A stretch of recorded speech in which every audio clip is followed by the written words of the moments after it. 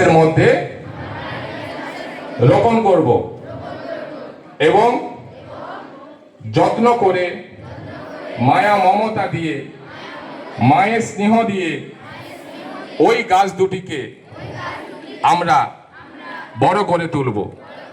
আজ থেকে আগামী 10 বছরে আমি যত বড় হব এই চারা গাছ তার থেকেও অনেক বড় হবে এবং সবাইকে ছায়া প্রদান করবে, শান্তি প্রদান করবে, অনেকের আশ্রয়স্থল হয়ে উঠবে।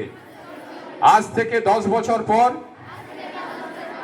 এই চারা গাছের নিচে যে প্রতীক আশ্রয় নেবে সেই প্রতীক আমার কথা মনে করবে যে এই চারা গাছ যে লাগিয়েছিল সে ধন্য।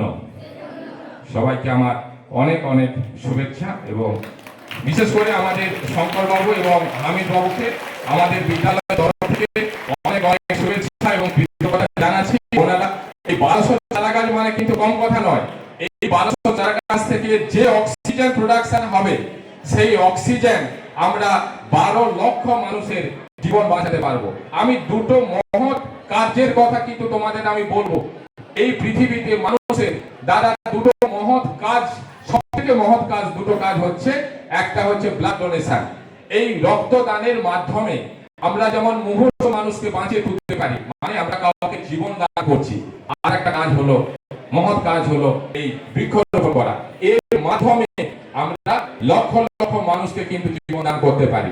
যদিও তোমরা রচনায় পড়েছো একটি গাছ একটি প্রাণ, আমি বলবো একটি গাছ একটি প্রাণ না, একটি গাছ থেকে যে অক্সিজেন প্রোডাকশন হয় তার থেকে অনেক প্রাণ বাঁচতে পারবে। তোমরা জানো আমাদের এই ভারতবর্ষের বাঙালি বিজ্ঞানী জগদীশ চন্দ্র বসু তিনি প্রথম প্রমাণ করেছিলেন গাছের প্রাণ আছে। তো এই যে গাছ, এই গাছের কিন্তু প্রাণ আছে।